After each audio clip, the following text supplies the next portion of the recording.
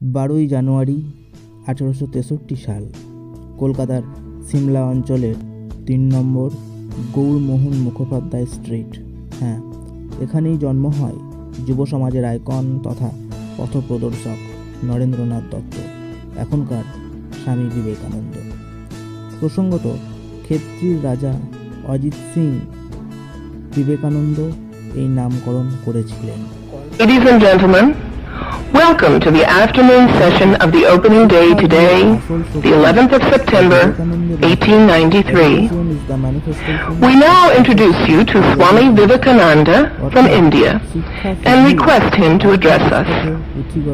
Swami Vivekananda.